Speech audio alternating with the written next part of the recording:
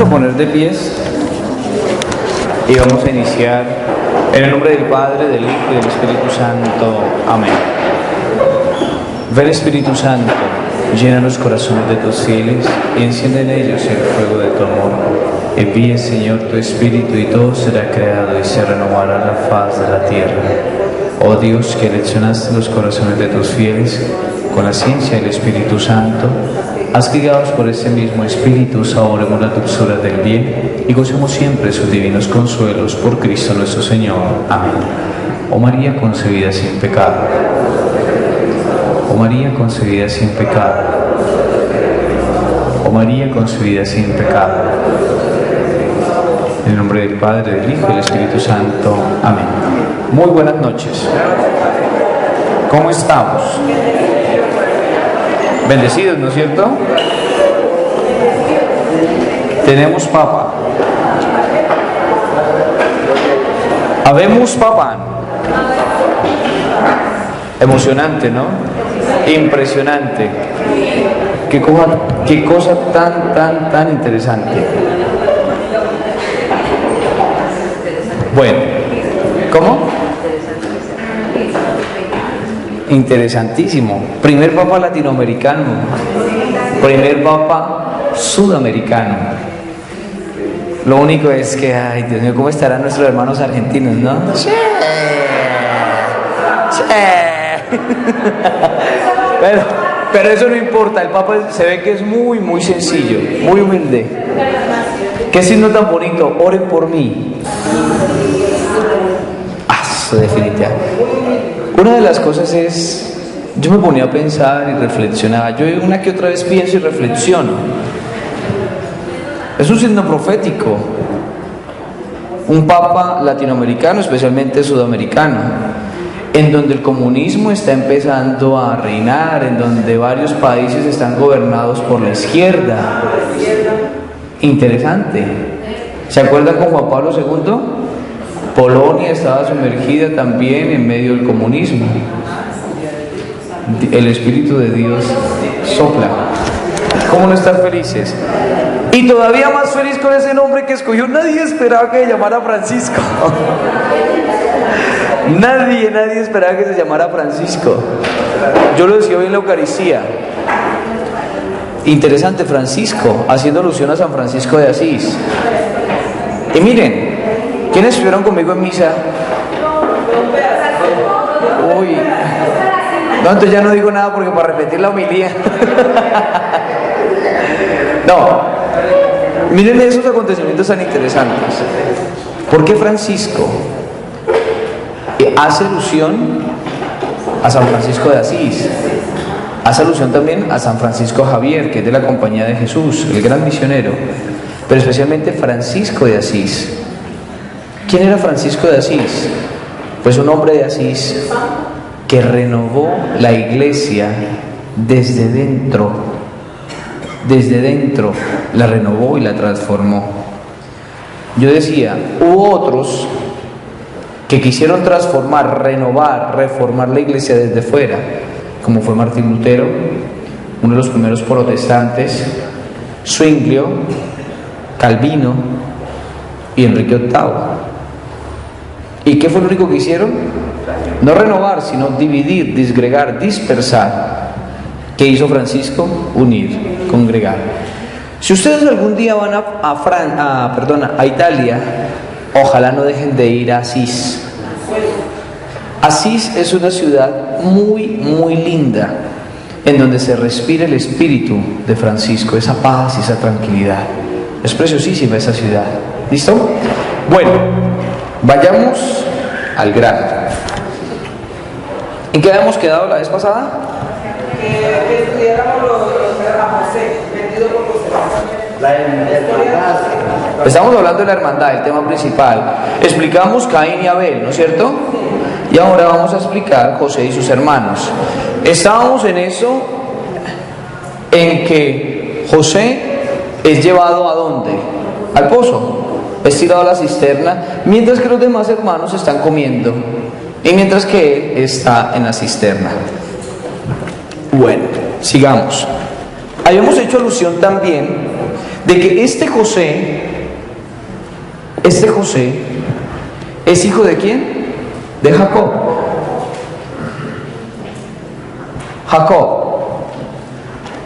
Jacob amaba entrañablemente a José, ¿no es cierto?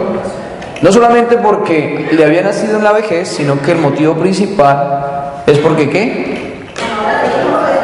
Porque sí. No, mentiras. Porque Jacob amaba entrañablemente ¿a quién? ¡A Raquel! Raquel era la amada de Jacob, por la cual trabajó otros 7 años más. Pues Raquel no solamente le dio a José, sino también le dio a Benjamín.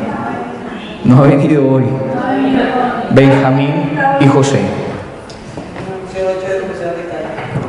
Jacob tiene un amor preferencial por José. Esto vuelve y se repite. Recordemos un poco la historia. Jacob era hijo de Isaac. Y el preferido de Isaac, ¿quién era? Era Esaú. En cambio, el preferido de Rebeca, que era la mamá, la esposa de Isaac, era Jacob.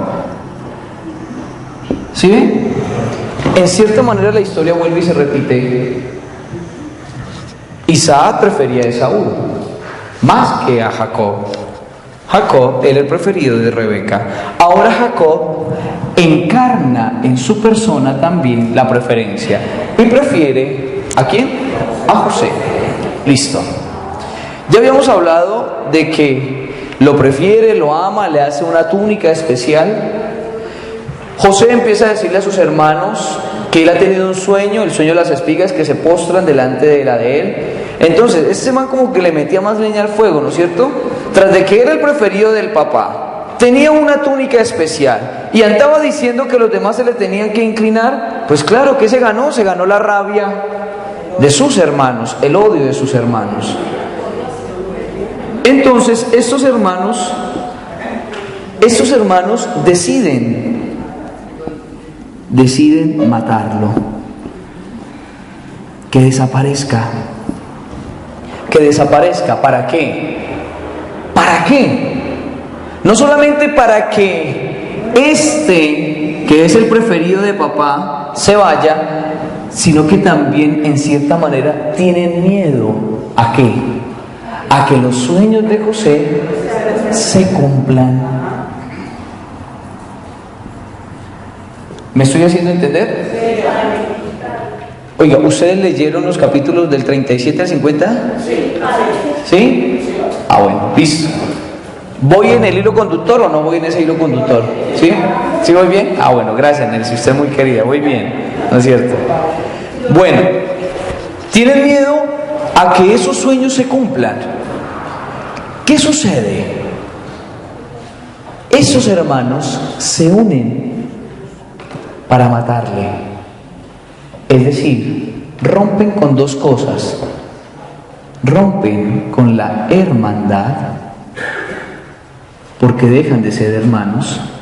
Y al romper con esa hermandad, todos esos hijos son hijos del mismo papá. También rompen con la paternidad, porque empiezan ¿a qué? A desconocer a su padre Jacob. Ese amor que sentía Jacob por José, ese amor preferencial, hace que esos hermanos se dividan.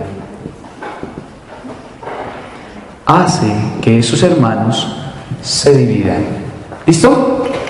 ¿Hasta ahí vamos bien? ¿Quiénes querían salvar a José? Rubén y ¿quién más? Rubén y Judá, que llegaron y dijeron, pero ¿para qué nos vamos a manchar las manos?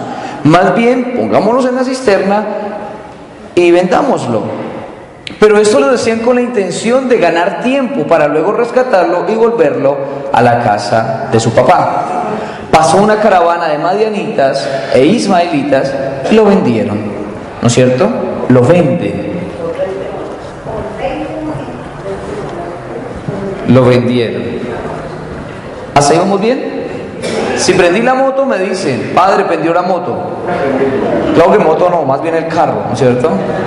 Ferrari.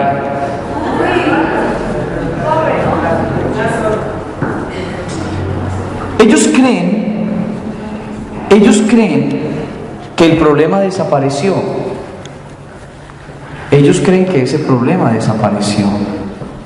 ¿No es cierto? Ya lo vendieron, entonces se fue y se acabó el problema.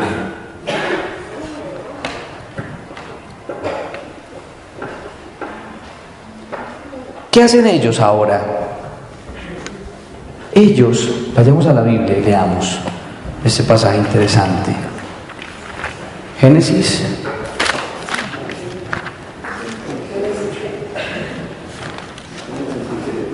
37.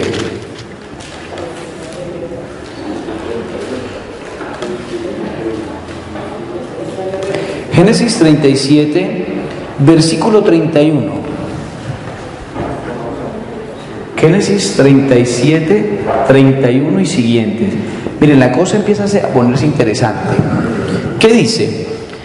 Entonces tomaron la túnica de José y degollando un cabrito, tiñeron la túnica en sangre y enviaron la túnica de manga larga, haciéndola llegar hasta su padre con este recado: esto hemos encontrado, examina si se trata de la túnica de tu hijo o no. De tu hijo. No dicen de nuestro hermano, de tu hijo. ¿Sí ven? ¿Hasta dónde han llegado? Él la examinó y dijo: es la túnica de mi hijo.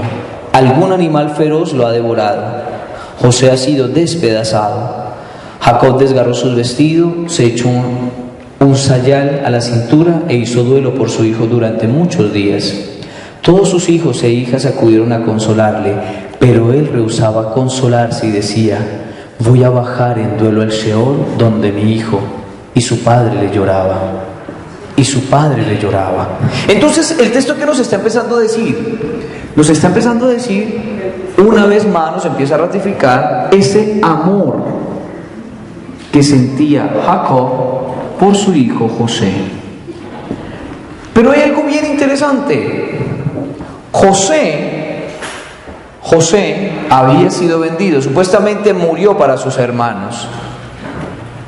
¿Qué hacen estos hermanos de José en relación a su padre Jacob? Entristecer, pero aparte de hacerlo entristecer, ¿qué hicieron? Lo engañaron. Miren esto es bien curioso. Lo engañaron. Cogieron un cabrito, sangre de cabrito, y empezaron y mancharon la túnica de José. Miren cómo la historia vuelve y se repite. Aquel que había engañado, ahora es engañado por sus propios hijos. Vayamos a Génesis 27, si ustedes no me creen. Génesis 27. Exacto, para la bendición, Génesis 27. ¿Ustedes recuerdan? Cuando Isaac se dispone a bendecir a su hijo Esaú, y llega y le dice: ve y me casas algo, me haces un guiso y yo te bendigo. Entonces Rebeca había escuchado, entonces llegó y esperó a que se fuera Esaú, cogió a su hijo Jacob y llegó y le preparó el guiso rapidito. Vayamos a los versículos 15. Después tomó Rebeca ropas de Esaú, le hizo el guiso, ropas de Esaú su hijo mayor, las más preciosas que tenía en casa, y vistió a Jacob su hijo pequeño. Luego con las pieles de los cabritos le cubrió las manos y la parte lampiña del cuello, y puso el guiso y el pan que había hecho en las manos de su hijo Jacob. ¿Sí ven? Con otro cabrito engañaron ¿a quién? A Isaac. Ahora Jacob también es engañado con la sangre de un cabrito. ¿Sí ven cómo es de preciosa la Sagrada Escritura? ¿Qué nos está diciendo eso? Nos está diciendo que este amigo ahora es engañado por sus propios hijos. Versículo 22. Se acercó Jacob a su padre Isaac, el cual le palpó y dijo: la voz es la de Jacob, pero las manos son las de Esaú. y no le reconoció porque sus manos estaban velludas como las de su hermano Esaú. Y se dispuso a bendecirle. ¿Sí ven? La cosa vuelve. Se robó la bendición.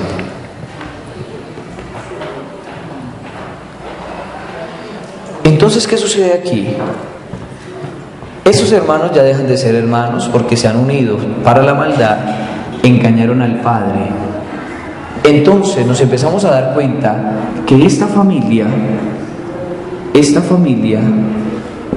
está dividida. Está dividida. Y hay un padre que llora a su hijo José. Estos hijos rechazan al padre y no son más hermanos, porque se han hecho hermanos solo para la muerte, es decir, son cómplices. ¿Listo? José es vendido, es llevado a Egipto, y aquí empezamos a darnos cuenta de algo.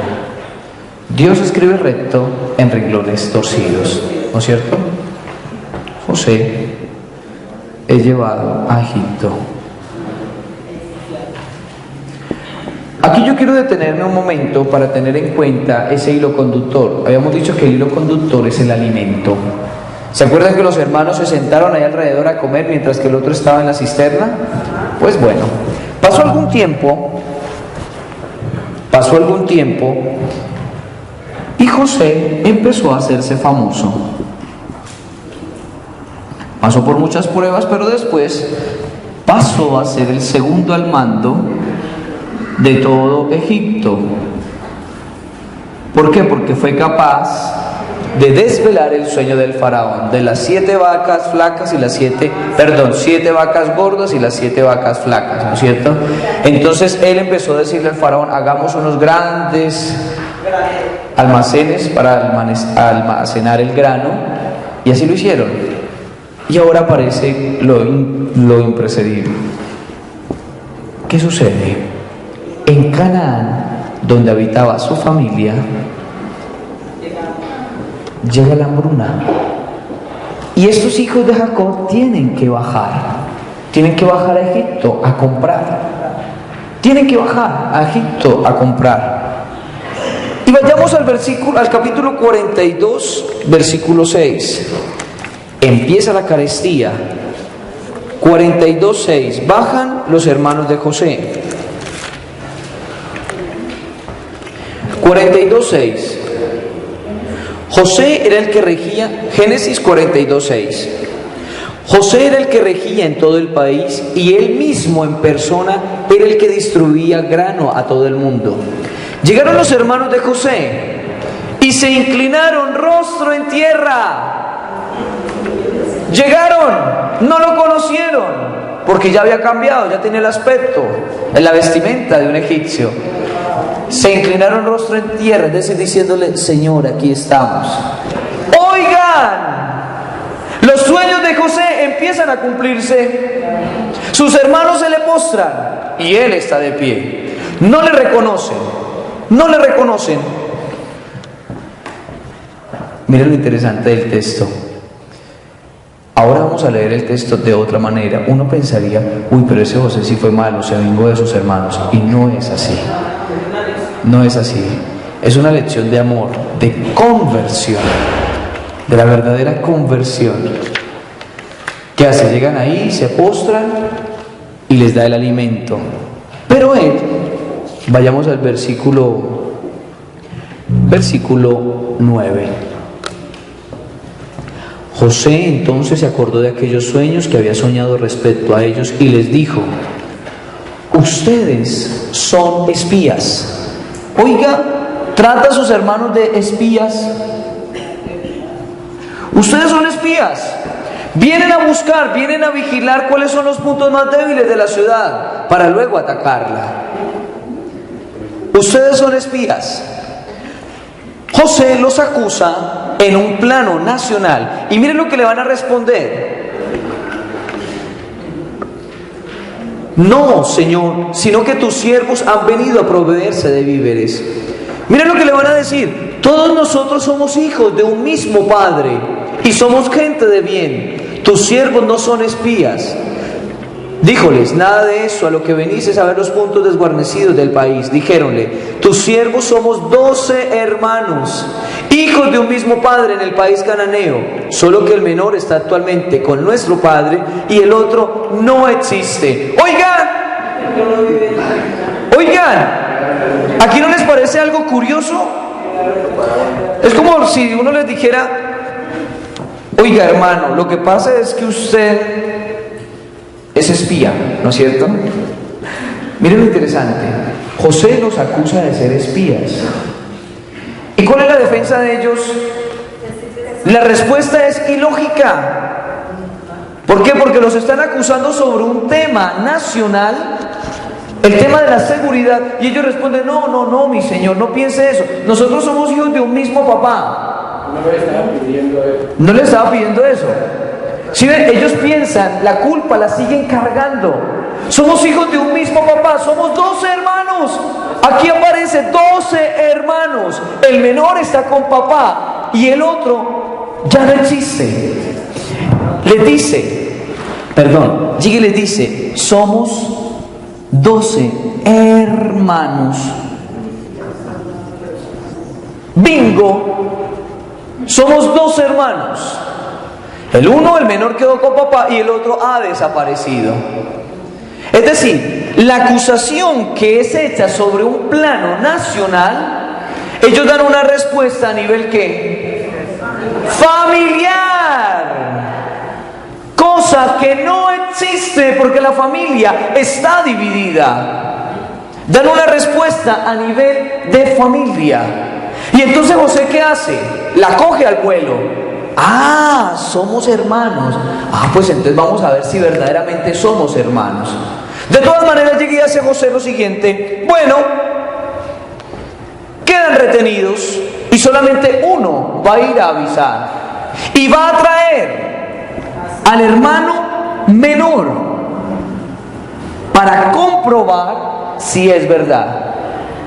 Ustedes ya leyeron el texto, ¿no es cierto? Perdón, yo aquí abro un paréntesis. No, hablando de que ellos, él le estaba preguntando, porque estaba diciendo que ellos eran espías.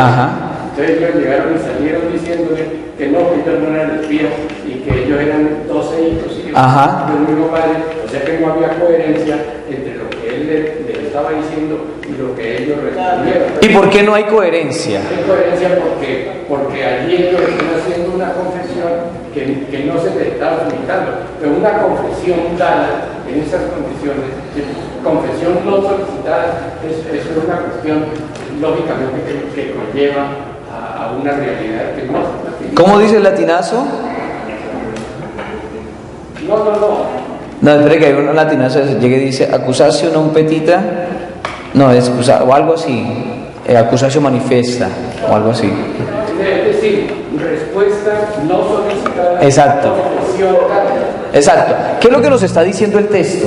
El texto nos está diciendo que ellos siguen cargando sobre sus espaldas el pecado de la desaparición de su hermano.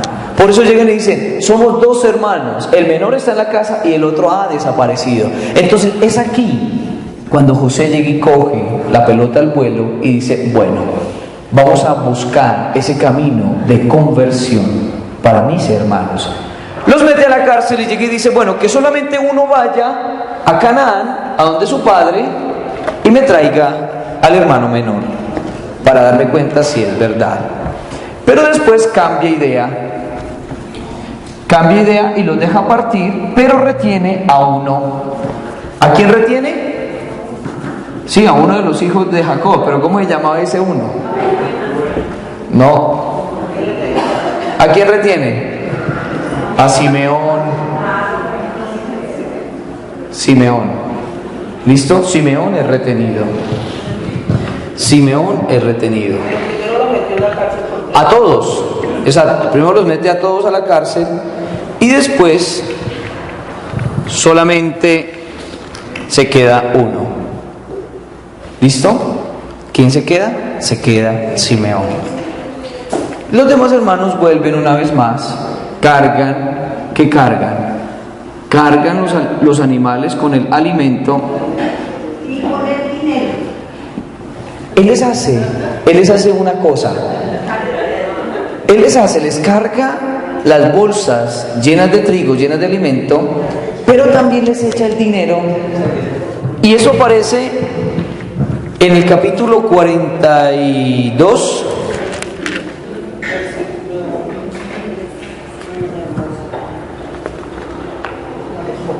versículo 25, 42, 25 al 28.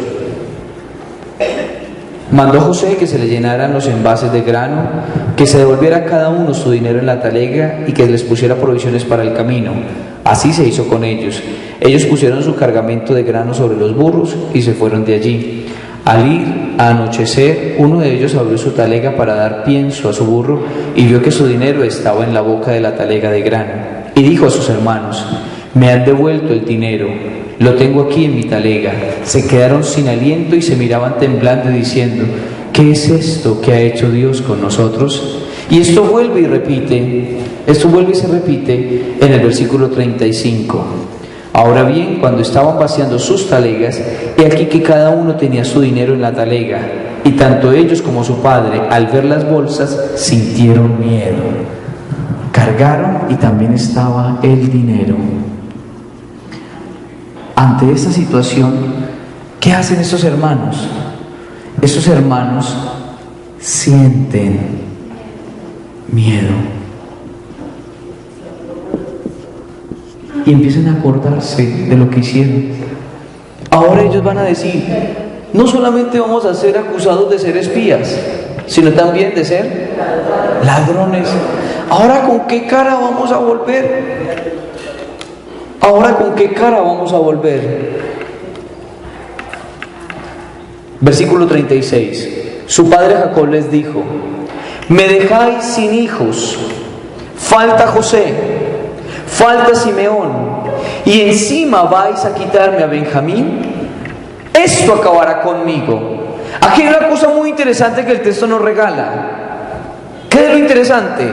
Jacob está diciendo esto, ¿por qué? Porque está adolorido, porque está triste. Faltan los hijos. ¿Qué hijos le faltan? Le falta, empieza a decir Simeón, falta José, y ahora se quiere llevar a Benjamín. Ustedes me van a hacer caer al Seol. Mis años van a terminar en gran tristeza. Él lo dice adolorido, pero en verdad es culpa de sus demás hijos. ¿Por qué? Porque Simeón está retenido. ¿Por qué? Porque José había sido vendido y ellos han engañado al papá. ¿Listo? Rubén empieza y le dice: papá, necesitamos descender a Egipto con Benjamín. Si no descendemos a Egipto con Benjamín, pues no nos van a dar alimento. ¿Y qué dice Jacob? Pues no bajan. No bajen, porque yo a mi hijo Benjamín no lo voy a dejar ir, no lo voy a soltar, no lo voy a entregar. Pero ¿qué sucede? Esto lo dijo cuando llegaron las talegas llenas de trigo. Cuando empieza el alimento a escasear, cuando empieza el alimento a hacer falta, Jacob permite que Benjamín descienda a Egipto. ¿Y saben por qué? Por el instinto de supervivencia. ¿Cuál, papá?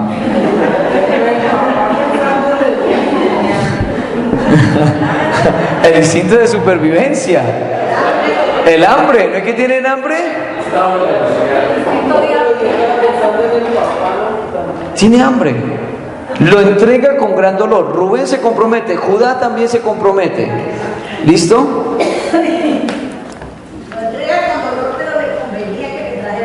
Claro, necesitaba comer. 42:36, ya lo leímos.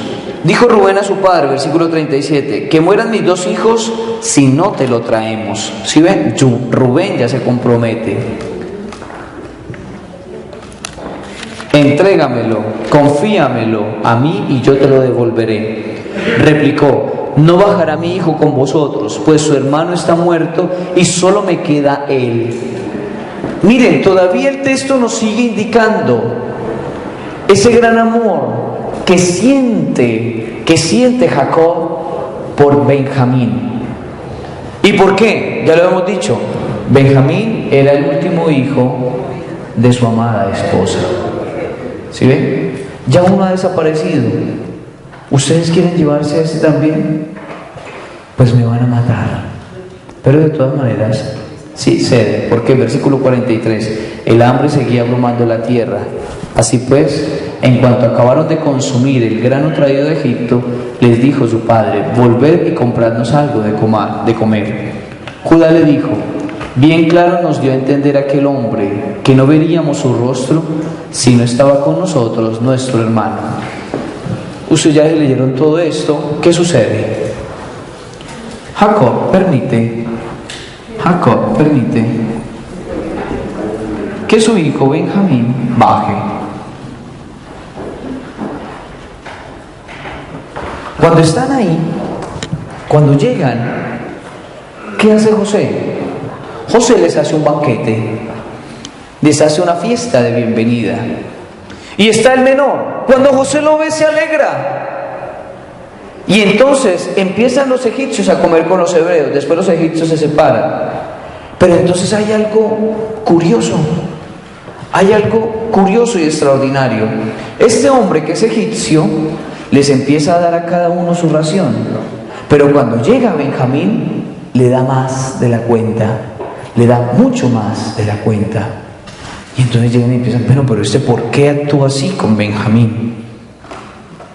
No sospechan para nada. Bueno, terminó la fiesta. Estos hermanos se van. Benjamín se va con ellos también. Han cargado el alimento y ellos empiezan a salir con miedo. Pero cuando empiezan a alejarse dicen: lo logramos, ya nos estamos devolviendo para Canaán. Pero sucede lo que nadie esperaba.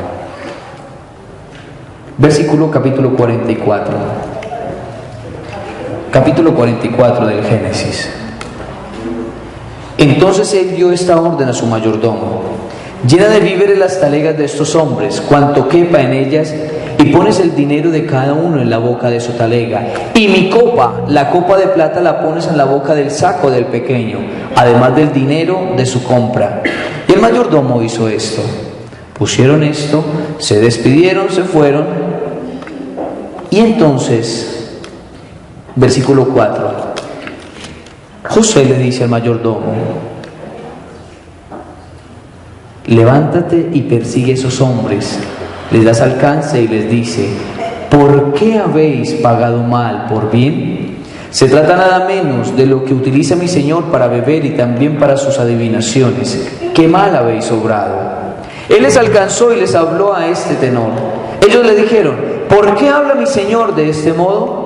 Lejos de tus siervos hacer semejante cosa, de modo que te hemos devuelto desde Canaán la plata que encontramos en la boca de nuestras talegas, e íbamos a robar ahora de casa de nuestro señor plata y oro. Aquel de tus siervos, mire lo que ellos dicen: aquel de tus siervos a quien se le encuentre, que muera. Y también los demás nos haremos esclavos del Señor. ¿Qué dijeron esos hermanos? Bueno, nosotros somos inocentes, pero de todas maneras, si se encuentra esa copa en la talega o en la bolsa en donde se encuentra esa copa, ese debe morir. Y nosotros seremos tus esclavos. Al mayordomo le pareció bien. ¿Y qué sucedió? Sea así como decís: a quien se le encuentre será mi esclavo. ¿Sí ven? Y aquí cambia. Ellos pidieron la muerte. ¿Qué dice el mayordomo? No, solamente con ser esclavo. Pero los demás quedaréis disculpados. Ellos se dieron prisa en bajar sus talegas a tierra y fueron abriendo cada cual la suya. Él le registró empezando por el grande y acabando por el chico. Y apareció la copa en la talega de Benjamín. Entonces rasgaron ellos sus túnicas y cargando cada cual su burro regresaron a la ciudad. Judá y sus hermanos entraron a casa de José, que todavía estaba allí, y cayeron rostro en tierra. José les dijo: ¿qué habéis hecho? ¿Ignorabais que uno como yo tenía que adivinarlo sin falta? Judá dijo: ¿Qué vamos a decir al Señor? ¿Qué vamos a hablar? ¿Qué excusa vamos a dar? Mire lo que va a decir Judá: Dios ha hallado culpables a sus siervos y helos aquí como esclavos de nuestro Señor, tanto nosotros como aquel en cuyo poder apareció la copa. Replicó: lejos de mí hacer eso. Aquel a quien se le ha hallado la copa, ese será mi esclavo, que los demás subiréis sin novedad donde vuestro Padre. La cosa se calentó, el parche se calentó.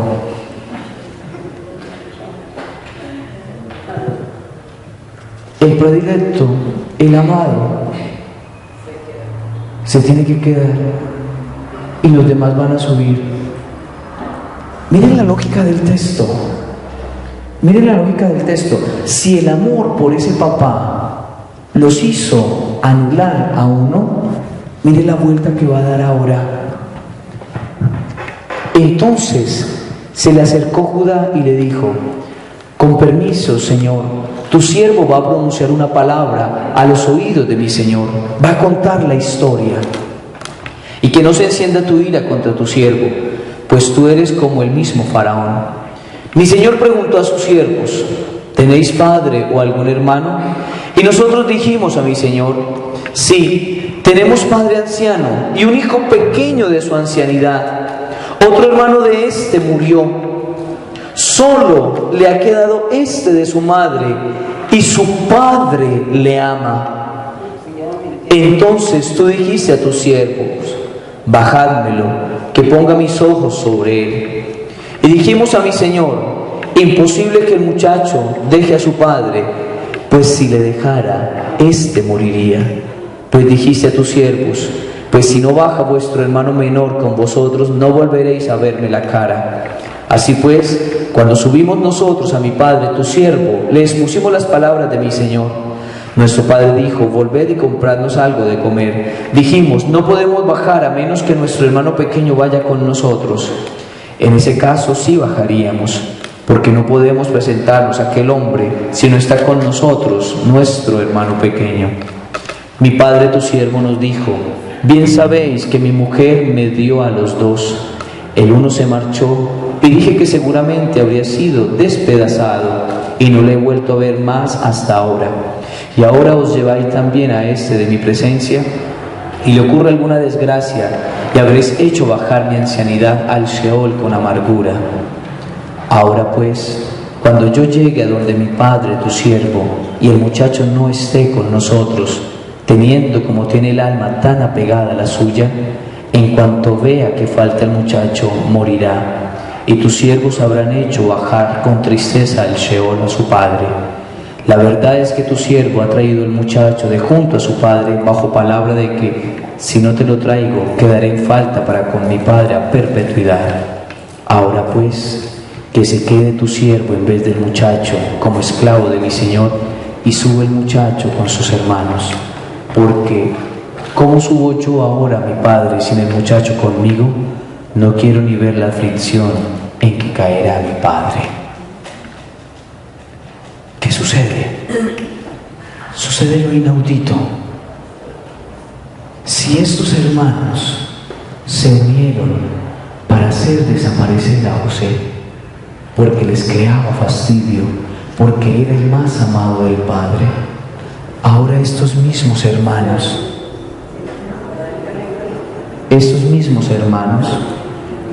se unen.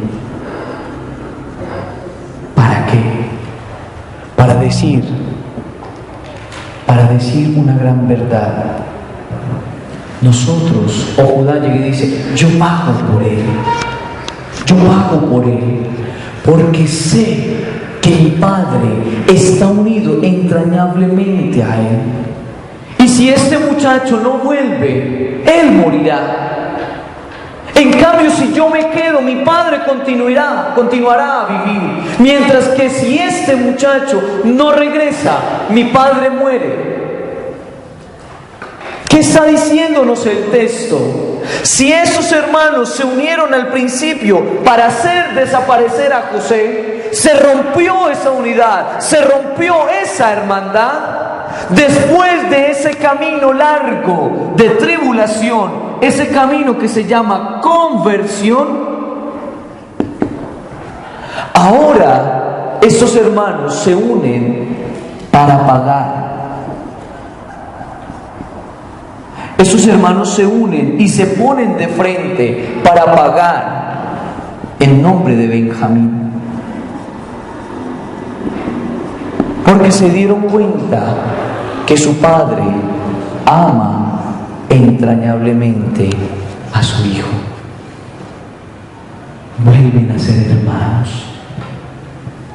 Aquello que se había roto se vuelve a unir, porque hay uno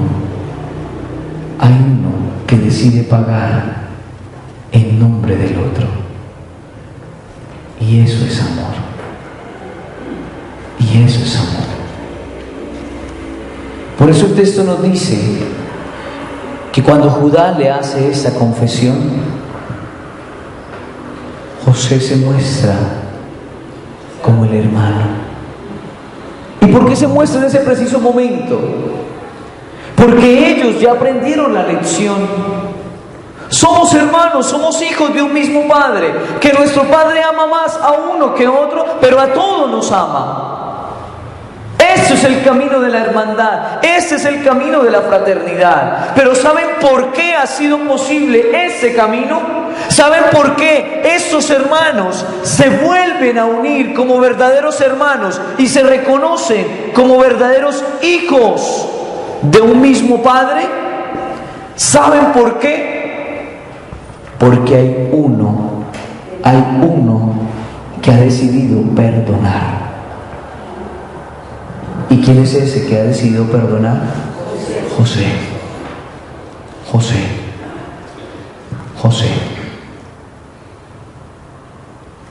Esa es la verdadera hermandad. Esa es la verdadera fraternidad. ¿Cuánta falta nos hace a nosotros saber leer la Sagrada Escritura? En nuestras familias, ¿cuántas veces nosotros estamos divididos? Tantas familias divididas, disgregadas, dispersadas, pero nadie quiere perdonar. Nadie quiere perdonar.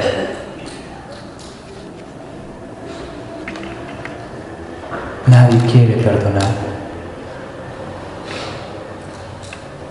Padre, quiero hacer una pregunta.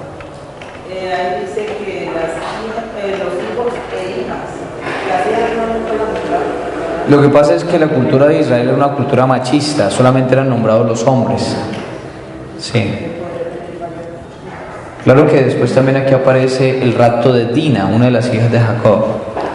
Ahí aparece, ¿por qué? Porque fue raptada, violada, pero ellos acaban hasta con el nido de aquel que la violó. Pero entonces era una cultura machista, entonces lo más importante, los hombres. Entonces, esto a nosotros nos da una gran lección.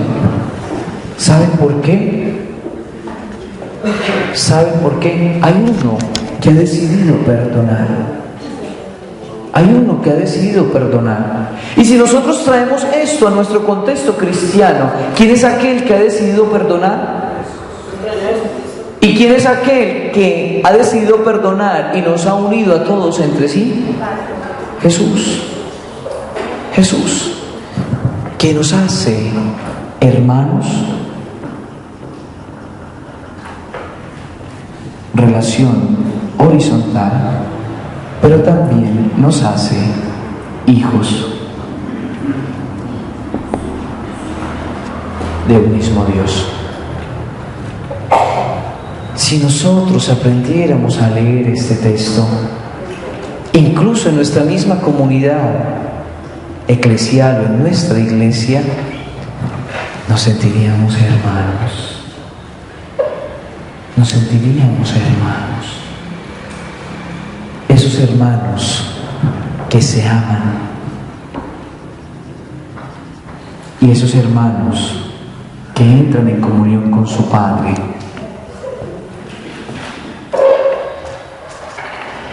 Que entran en comunión con su Padre. dos dimensiones del amor. Amor horizontal y amor vertical. Y aquí quisiera terminar citando Marcos, el Evangelio de Marcos, capítulo 12. ¿Qué hace posible el perdón? El amor. ¿Listo?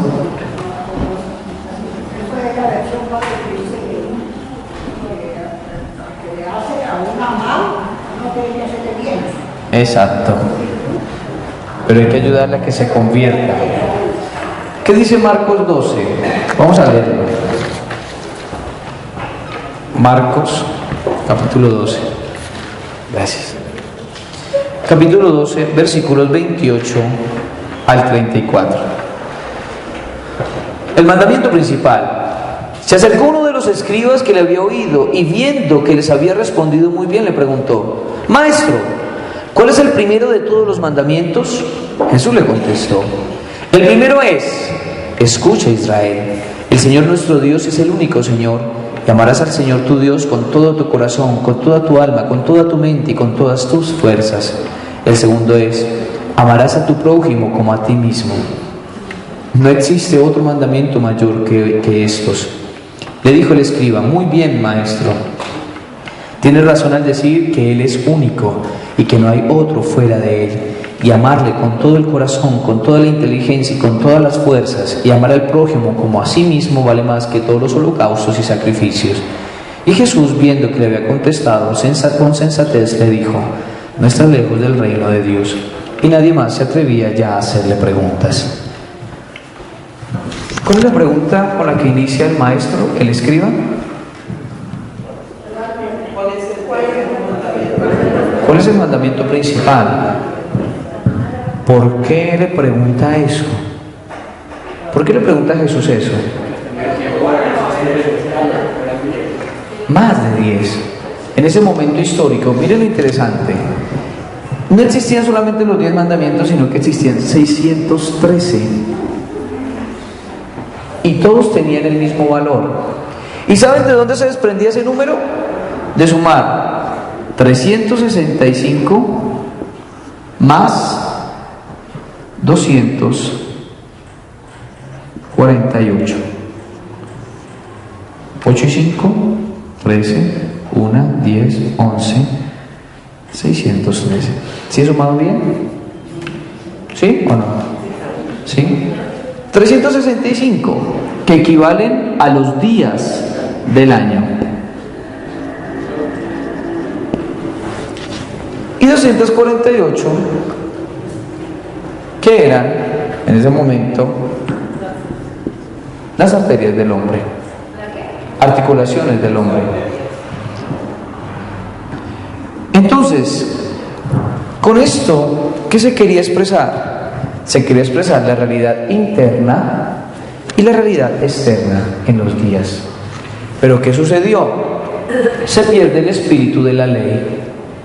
Y entonces por eso le preguntan a Jesús: oiga, Señor, de todos esos 613, ¿cuáles son? ¿Cuál es el mandamiento principal? ¿Y qué dice el Señor? El Señor, miren lo interesante, no empieza a responderles: no, es que es ta. Primero llega y dice: escucha, Israel. Vuelve a citar el libro del Deuteronomio, capítulo 6, versículos 4 al 9. ¿Y saben por qué les dice que escucha, Israel? Porque si el hombre escucha, pone atención. Y no solamente pone atención, sino que interioriza eso y lo lleva a su vida. Amarás al Señor tu Dios con todo tu corazón, con toda tu mente y con todo tu ser. Deuteronomio 6, 4 al 9. Amarás al Señor tu Dios con todo tu corazón, con toda tu mente, con toda tu alma. El amor en esa dimensión vertical que une a Dios con el hombre. Pero el amor no solamente tiene esa dimensión, porque continúa: y amarás a tu prójimo como a ti mismo. Como a ti mismo. La dimensión horizontal. ¿Listo? Las dos dimensiones, vertical y horizontal. El hombre consigo mismo. ¿Listo? El hombre consigo mismo. Oiga, a nosotros nos hace mucha falta ser hermanos. Ser hermanos.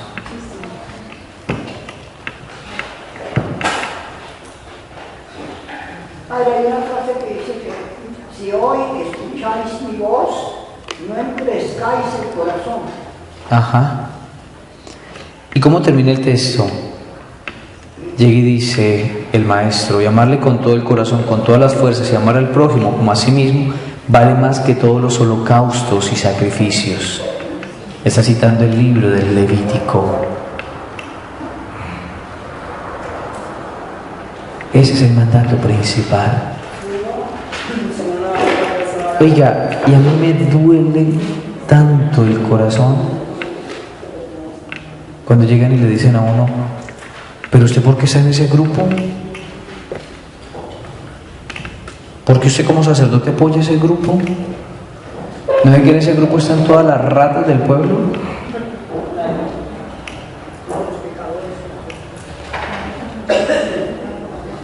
Y yo les respondía, ¿y acaso en los demás grupos también no hay personas que le faltan?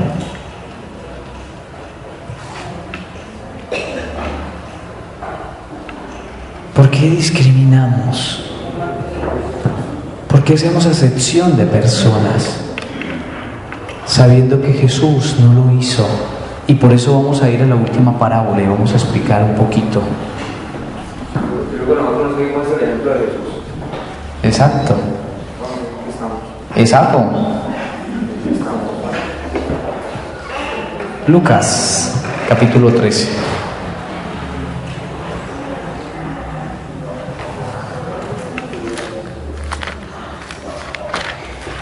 Perdón.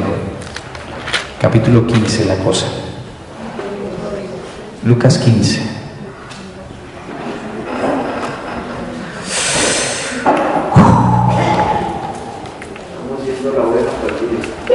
Lucas 15. Hacemos acepción de personas. Discriminamos. Mire cómo inicia. Lucas capítulo 15, versículos 1 al 3. ¿Se acuerdan que hace 8 días dimos las pautas de hablar del tema de la hermandad? Empezamos con Caín y Abel, después pasamos a José y sus hermanos, después dijimos, ¿en dónde encontramos otra pareja de hermanos que no se reconocen hermanos? Bueno, pero ya en el Nuevo Testamento. Lucas 15, versículos 11 al 31. Un padre tenía 2 hijos. ¿Listo? Lo del domingo pasado. Y terminamos con Lázaro, pero como ya Lázaro lo expliqué, entonces vamos a explicar un poquito esto.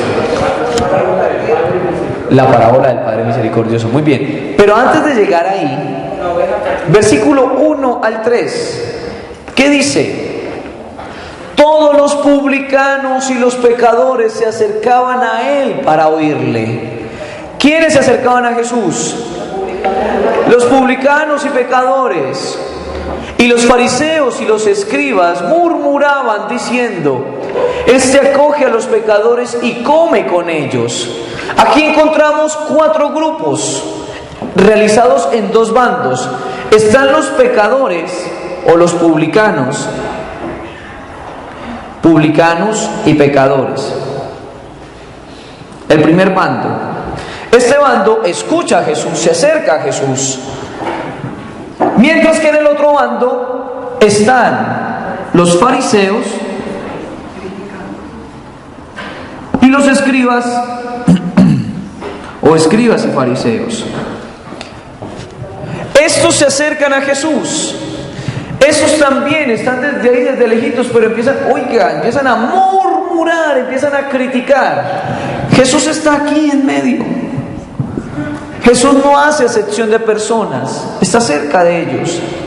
Y esto, los fariseos que se creen la última Coca-Cola del desierto, la crema innata, claro, pues como ellos conocen la escritura, claro, como ellos se creen los buenos, porque también no solamente la leían, la estudiaban y la interpretaban. Oiga, pero ¿cómo así? Este man, que se dice llamar el profeta, que se dice llamar el Mesías, y mire, acoge a publicanos y pecadores. Entonces este man no es el profeta, qué pena. Qué pena. En la cultura judía existía la convicción de que si un profeta entraba en contacto con estos, era ya un ser impuro. Era impuro porque compartía con ellos. El hecho de compartir una comida, es decir, compartía la misma condición. Es que con eso, juntándose los publicanos y los pecadores. Y miren la gran sabiduría de Jesús. Jesús les propone esta parábola. No dice estas parábolas, dice esta parábola, es una sola, una solita. ¿O será que Lucas se equivocó? Y entonces, ¿por qué llega y dice que 3 parábolas? La oveja perdida, la dracma y después los 2 hijos y el padre. Tengamos en cuenta una cosa. El capítulo 15 del Evangelio de Lucas es el corazón del Evangelio de Lucas. Es el corazón del Evangelio de Lucas. Y hay otra cosa. No solamente es el corazón del Evangelio de Lucas, sino que es el corazón de todo el Nuevo Testamento. Uy, qué pena. Yo lo había apagado, en serio. Uy, qué pena. Se me cae la cara, pero yo vuelvo y la recojo.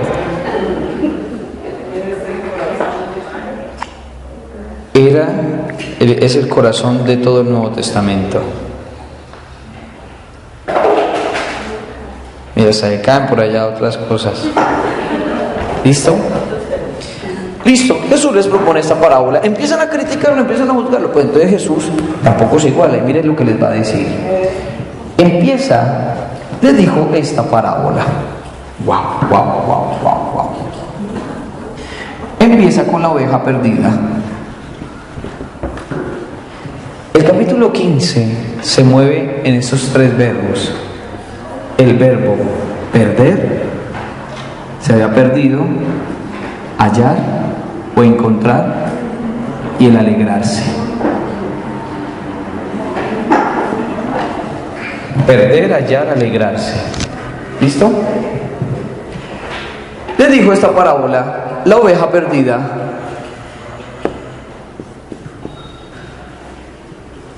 La oveja perdida. Un animal que se pierde, ¿en dónde? En el campo, ¿no es cierto? ¿El campo dónde está? Está afuera. Entonces, este animal se pierde fuera, ¿no es cierto? La dracma o la moneda se pierde dentro de la casa. Dracma o moneda, ¿dónde se perdió? Dentro de la casa. El animalito se perdió fuera, la moneda se perdió dentro, pero los 2 se perdieron. ¿Sí? Vayamos ahorita así a la parábola del Padre Misericordioso, así rapidito. El hijo menor, ¿dónde se pierde? Fuera. ¿Por qué? Porque se va de la casa, se aleja de la casa. Hijo menor. ¿Y el hijo mayor dónde se pierde?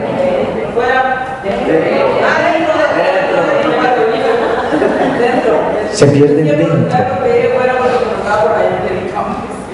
Por eso, ¿pero por qué se pierde dentro? Porque, listo, hijo mayor. Hay 2 perdidos, hijo menor, hijo mayor. Hijo mayor, hijo menor, los 2 están perdidos. Vayamos ahorita sí a analizar un poquito la parábola. ¿Listo? ¿Me estoy haciendo entender o no? Sí, padre, ¿no es cierto? Miren lo más interesante. Estamos hablando de la hermandad, de la fraternidad. ¿Por qué hablamos de la hermandad y la fraternidad? Vayamos al versículo 27. Perdón.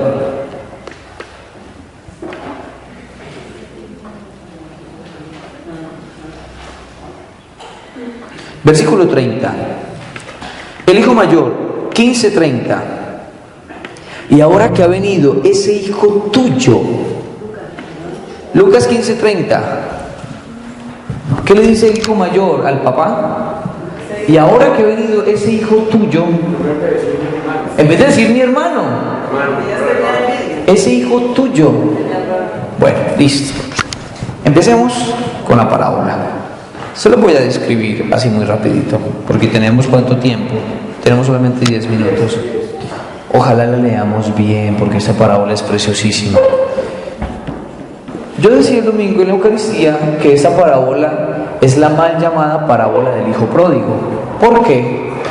Porque es que la parábola no solamente habla de un hijo, sino que dice que un hombre tenía 2 hijos. Y la parábola llega a su clímax, a su plenitud, con el hijo mayor. Un hombre tenía 2 hijos, uno menor y uno mayor. ¿Quién es el centro? El centro es ese hombre que es un papá. El hijo menor, ¿qué le dice?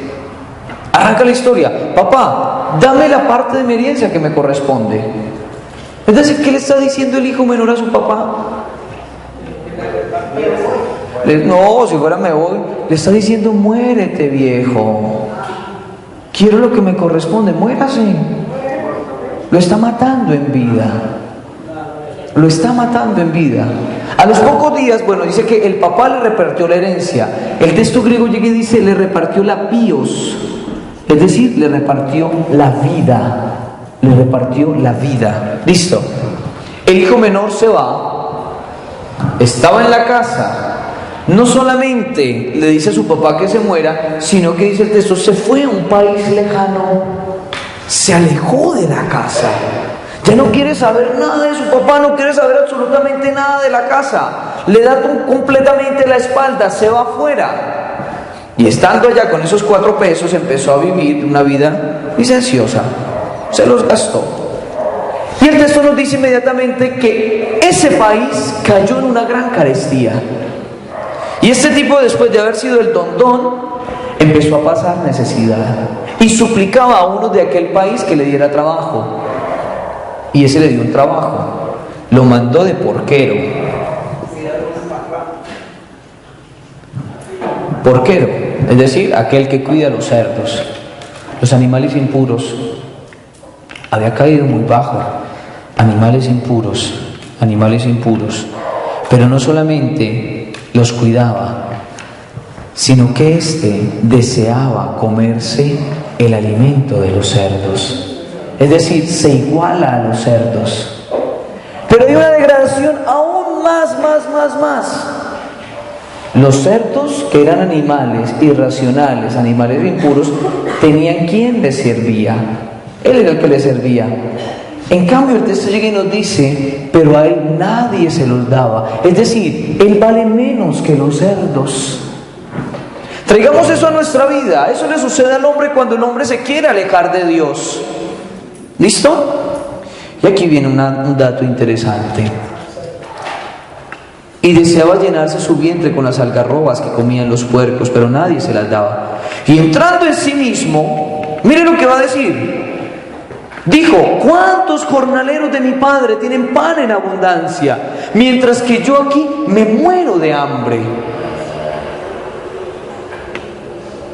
Muchas veces nosotros pensamos que este hijo menor vuelve a la casa porque está arrepentido, porque está convertido. El texto nunca nos dice que su papá le hizo falta, que quería volver a la casa de su papá porque le amaba, porque le quería, sino porque tiene hambre.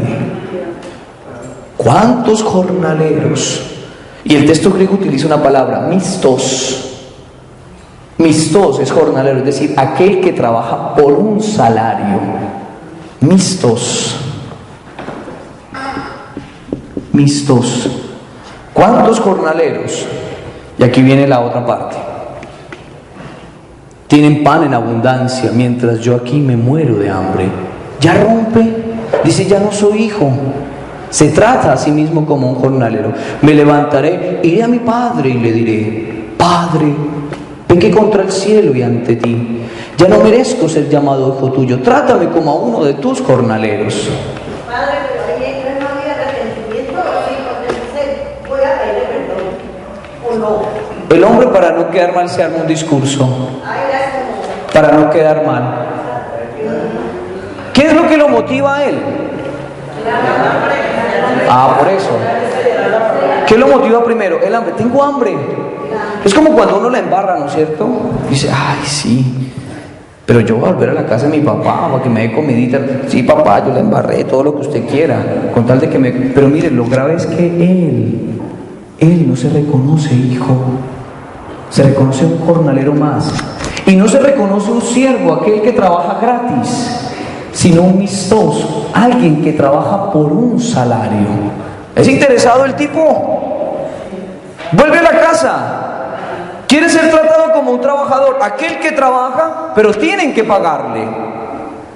Entonces, por eso, el texto nos está diciendo de manera velada que ahí no hay ningún arrepentimiento. Él va porque tiene hambre. Tiene hambre. Se prepara un discurso y cita muy bien el cielo y contra ti. No está romántico, bello. Ya no merezco ser llamado hijo tuyo. Trátame como a uno de tus jornaleros. Este hijo menor dice tres cosas. Padre, he pecado contra el cielo y contra ti. No merezco ser llamado hijo tuyo. Trátame como uno de tus jornaleros. Listo. Estando él todavía lejos, le vio su padre y conmovido corrió. O sea, ese papá, esa parábola es un escándalo para el pueblo de Israel. Porque un papá que le hagan esto no se va a conmover y ni siquiera lo va a recibir. Abro un paréntesis.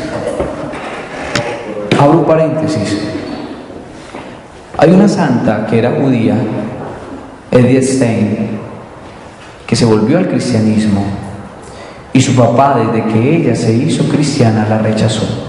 Nunca más le volvió a hablar. La despreció totalmente. ¿Listo? La despreció totalmente. Esto es una novedad. ¿Qué nos dice? Ese padre apenas le vio, se conmovió, se le movieron las entrañas. Esplatnitsomai, dice el texto griego, esplatnitsomai. Conmovido, corrió. Allá viene el perdido.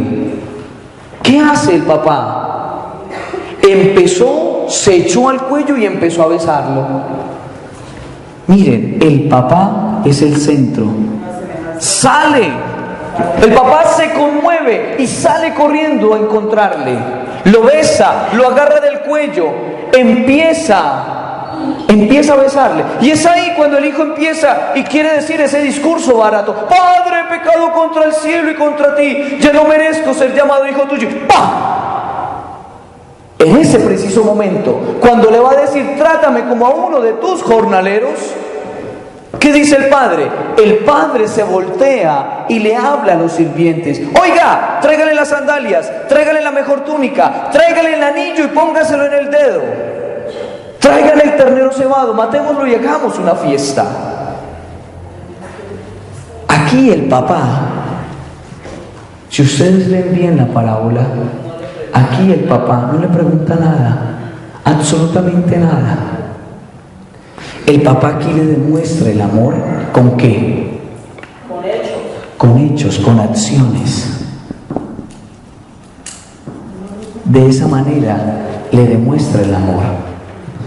Y es ahí, y solamente ahí, cuando este hijo verdaderamente se convierte, porque descubre que su papá no piensa como él. No piensa como él. Es ahí y solamente ahí. Es ahí y solamente ahí. ¿Qué nos está diciendo el texto? Usted vino porque tenía hambre. Usted venía porque solamente tenía hambre. Pues miren, yo no te voy a preguntar esto, voy a ser más generoso que tú. Lo restablece. ¿Qué había pensado de él? Le diré a mi padre: he pecado contra el cielo y contra ti, ya no merezco ser llamado hijo tuyo, trátame como uno de tus jornaleros. el hijo solamente le dice las dos primeras cosas. Las dos primeras cosas. Ya la tercera el papá no se la deja decir. ¿Sí ven? Y es ahí, entran y hacen fiesta. Regálenme 5 minutos, ¿vale? Son las 9 ya. Y hacen fiesta. Bueno, está el hijo menor que volvió a la casa. La casa es el lugar de reunión, en donde se comparte la vida, en donde se hace el banquete, en donde se manifiesta el amor. Están ahí. Pero falta uno. Falta el hermano mayor. El hermano mayor estaba en el campo. Cuando dice, uy, hay como fiesta ya, ¿qué pasará? Se acerca, pero no entra. Llama a uno de los sirvientes. Venga, ¿qué pasa? Y encontramos en el versículo 27. ¿Qué le dice el sirviente? Él le dijo, ha vuelto tu hermano y tu padre. Miren lo que le dice el siervo. Ha vuelto tu hermano y tu padre ha matado el novillo cebado, porque le ha recobrado sano. ¿Qué sucedió con este tipo? Este tipo se irritó, se prendió en cólera y no quería entrar. Pero ¿cómo así? Este man tiene, si saben, ¿no? Ahí el tipo podía decir como Teto, no, es malo. Y todavía le hacen fiesta, es malo. Pero ¿qué hace? Miren el movimiento del texto. El personaje central es el papá. Salió, se levantó, se conmovió y salió a coger a este hijo menor. No le preguntó absolutamente nada. No le dijo, te voy a castigar, te voy a dar cohete, ¿Por qué no le dice nada? Porque sabe que la misma vida ya lo había reprendido. Vuelve y sale, la segunda salida. Y empieza a dialogar con su hijo mayor. Pero encontramos la voz del hijo mayor. Él le dijo, él se irritó, salió su padre y le suplicaba, oiga, entre hermano, ahí está su hermano, camine, hagamos fiesta, alégrese. Pero él replicó a su padre, hace tantos años que te sirvo, hace tantos años que te sirvo y jamás dejé de cumplir una orden tuya. Es bien interesante porque ahí el texto griego llega y dice entoloi, dice los mandamientos. Siempre he cumplido los mandamientos. Nunca he dejado de cumplir una orden tuya.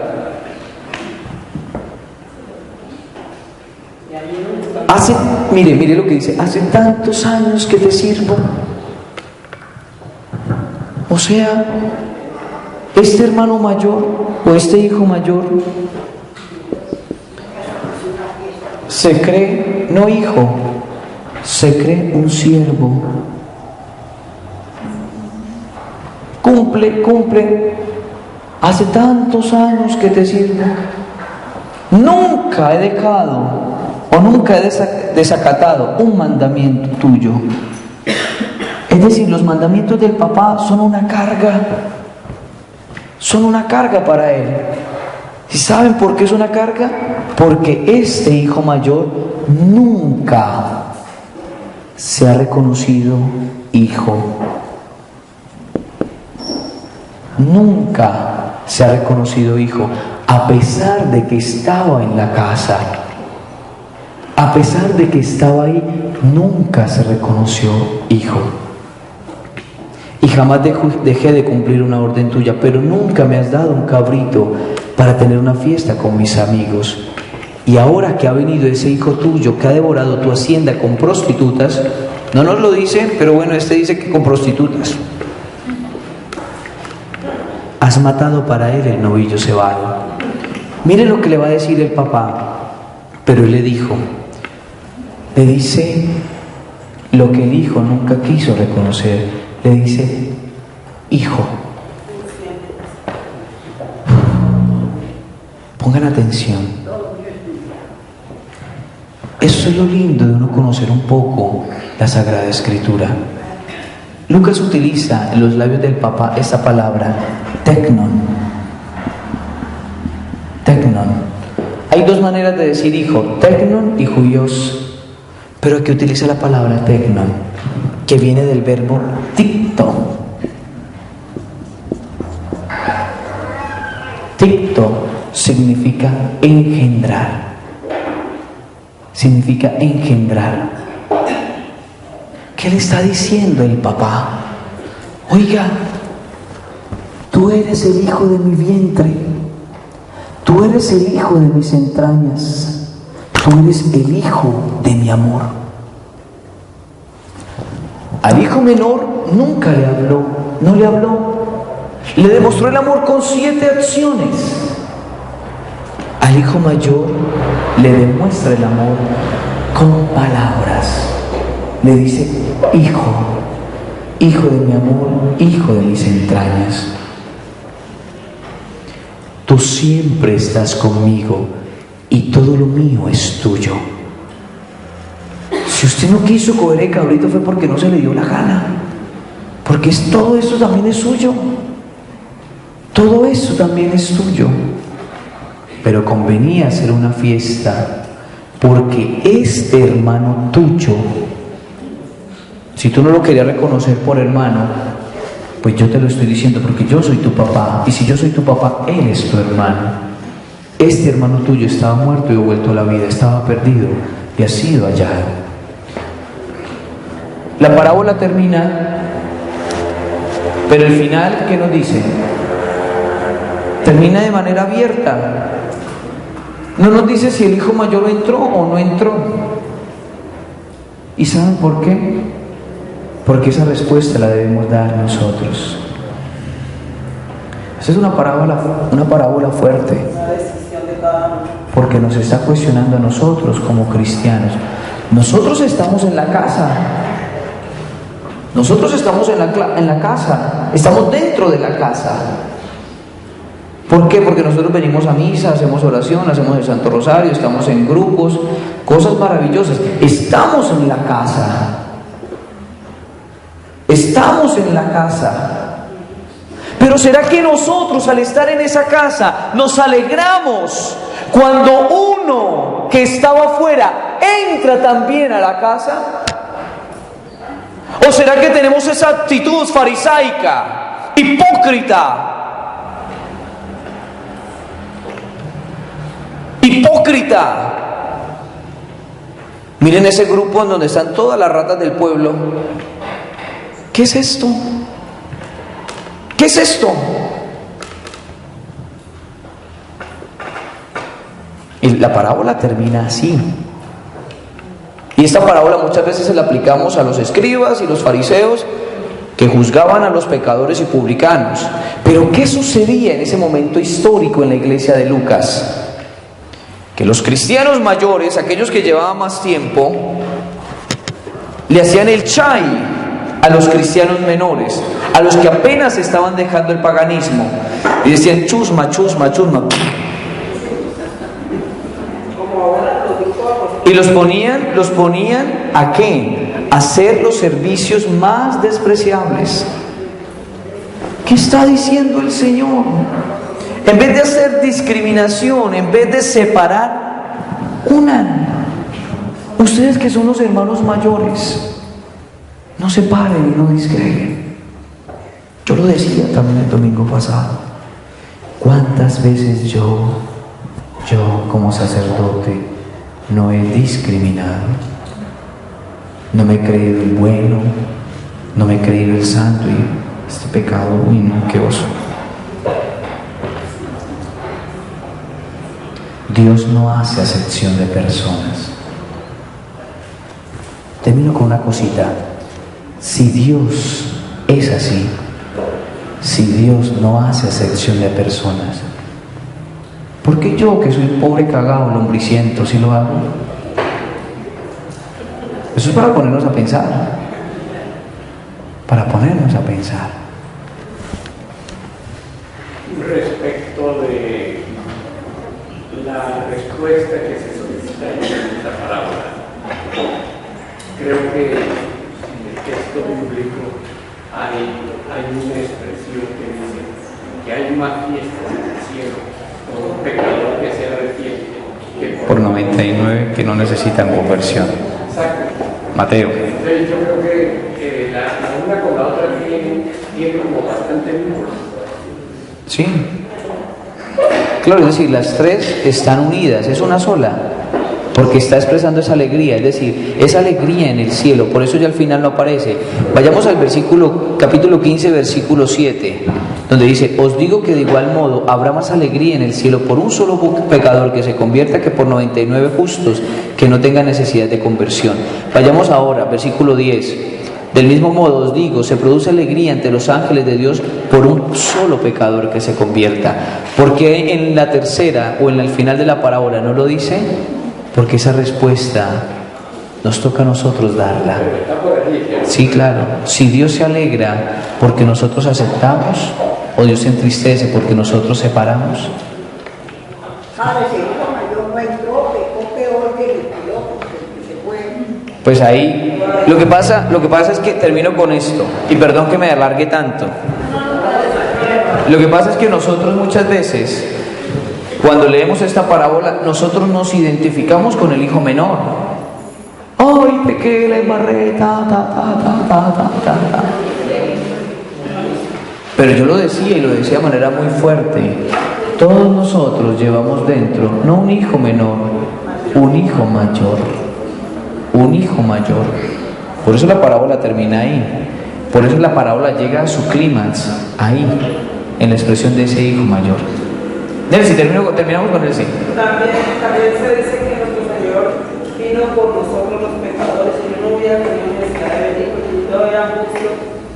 Entonces por nosotros es que ha venido. Ajá. ¿Para qué es que yo Bueno, y termino con una cosita. Yo les agradezco a las personas que el viernes pasado me acompañaron. Fue algo muy, muy bonito.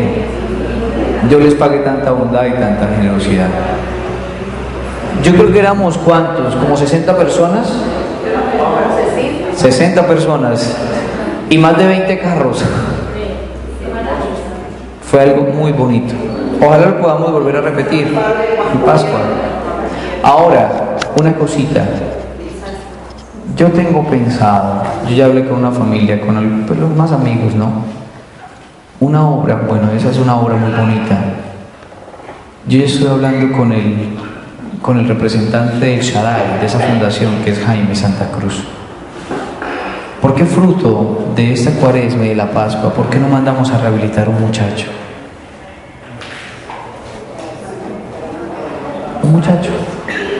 Si pudiéramos varios, listos, pero al menos uno. Empezar con uno. Les cuento esta experiencia, con esto termino. ¿Qué día? Que estaba Mauricio por ahí, estaba sin zapatos. Yo llegué y lo vi sin zapatos. Y yo tenía unos tenis Reebok originales y tenían un rotico, pero yo dije, pues yo ya tengo otros, me han regalado otros, se los voy a regalar, vamos a ver si le quedan buenos. Se los regalé. Bonitos los tenis. Si ustedes vieran la alegría que ese hombre sintió. Se los ponía, se los amarró así todo a lo machetero y decía, oh, caminaba así, como medio doblado. Me decía, papá, ¿cuánto valen?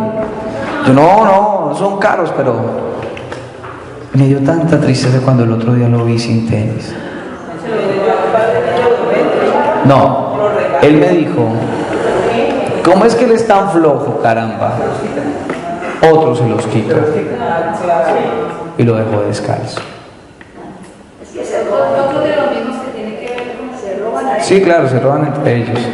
Entonces triste eso, pero bueno, se intentó hacer. De todas maneras les agradezco de todo corazón. Señora. De toda esta morada de todo esto, quiere decir que más nosotros con Dios nos ofendemos y somos malvados con Él, pecamos. Él es más misericordioso con nosotros. Más bueno. Ya, y le da detrás de nosotros. En lugar de nosotros buscarlo, es Él el que lo busca. Exacto, yo siempre lo he dicho. Es Dios el que tiene la iniciativa. Yo por eso decía, Dios mío, cuando yo tenga que pasar a decir, oiga señora, acuérdese de la parábola de Lucas 15, ¿no es cierto? Entonces, Vicenta.